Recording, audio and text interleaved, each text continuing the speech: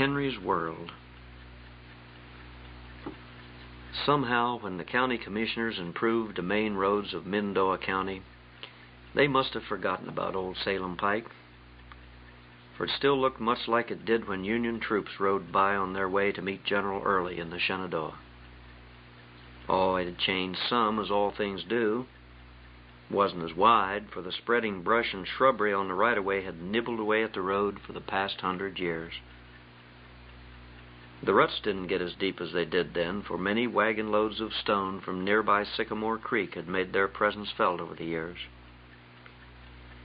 And then there wasn't as much traffic as in the old days. I always supposed that this was why the good commissioners, in their freshly starched wash pants and wide police suspenders, decided to abandon Old Salem Pike. After all, in all the 10 miles of its meandering through hollows, seeking the course of least resistance, there were only 7 farms, and at the sudden end, there was Willoughby. Willoughby was at best only a settlement, and it lay at the end of the freshly graveled road that came from the county seat 30 miles away. The little community boasted only 10 houses, and all clustered around its single business, a large, weathered general store. There wasn't much excitement in Willoughby, but there was at least a daily routine. 4 passenger trains a day came through, and one even slowed enough to catch the single mail pouch a day that left the town and to throw off in its place the incoming mail as the train thundered east. Now, the day was more or less regulated by those 4 trains, known affectionately as Old 31, Number 12, Decatur Express, and the town favorite, the Cannonball, because of the determined way it hurtled through Willoughby, ignoring even the town dogs who ran alongside barking at its intrusion. Religiously, the folk gathered daily at P.T. Weigel's general store to do their trading and then hang around to drift to the door of the porch to watch Number 12 come through and to wave vigorously at the engineer whose name no one ever knew. Every day was pretty much the same in Willoughby, but there was time.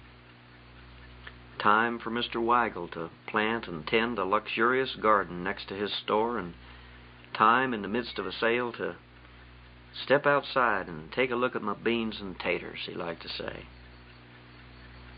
There was also time after waiting on Widow Abbott to inquire about her health, and time to listen to her detailed description of her latest bout with arthritis, and time to think about it later and wonder if there was anything he could do to make her life a little more tolerable. There was time to sit around the old cherry-red Burnside stove on a winter evening at Weigel's to trade knives and pocket watches and small talk about the day's events. It was just like old Mr. Weigel said many times, "What's your hurry? There ain't no place to go." He was right. He hadn't found any place to go for 60 years, mainly because he wasn't looking for any place to go.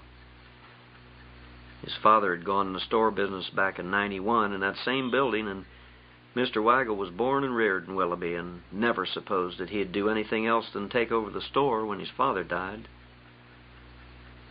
Oh, he'd like to retire someday, but he never could figure out what to do about the store business. Nobody else wanted to take it over, and what would Willoughby be without P.T. Weigel's general store, with its straight board benches on the porch, hand-carved by 1,000 pocket knives in the hands of old friends?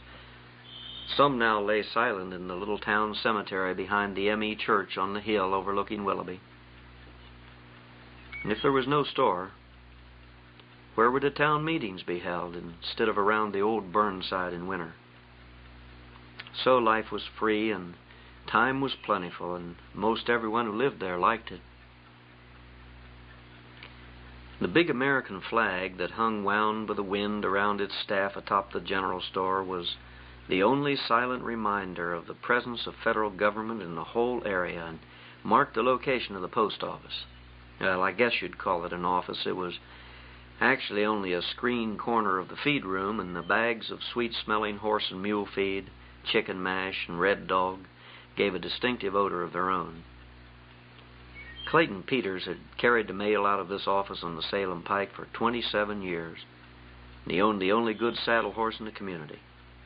He never let anyone forget it either, always challenging everyone in general and no one in particular to a horse race, knowing all the while that the only horses around here were work horses.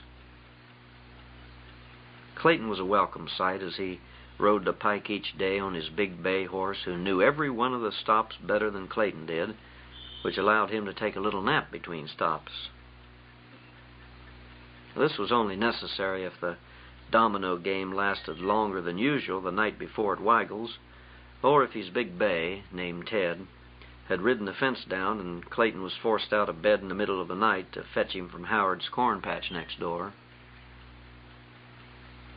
Clayton often brought to someone on the route a bag of flour, a box of salt, or some other small item needed before Saturday, and they always remembered Ted with a bite of sugar or apple, and sometimes, if the weather was nasty, they'd even ask Clayton in for a cup of coffee.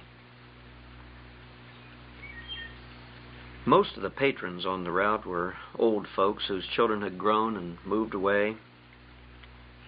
The farms themselves told the story. A piece of loose tin flapping on a barn roof, a weathered fence around the yard, grass grown high in the summer, and the ball field in the pasture below the barn grown over in weeds. Most of the young folk had migrated to 30 miles or more to the county seat, Chamberstown, where the pottery had once been the main industry. I say once, for Chamberstown was growing for the first time in its 130 years of existence.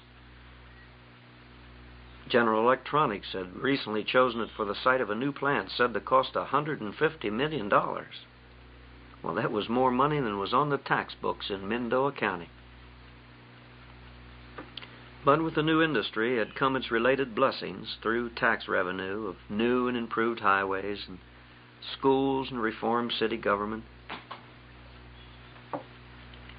The large plywood sign at the corporation limits proudly displayed these facts and informed motorists passing through that this was the fastest growing city in the Seminole Valley.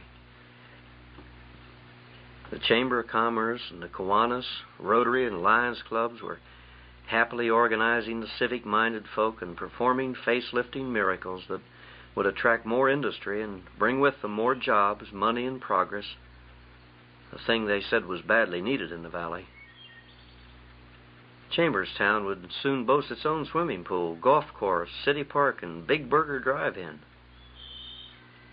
The old stone courthouse at the foot of Main Street looked on all the flurry of this thing called progress with a somber countenance.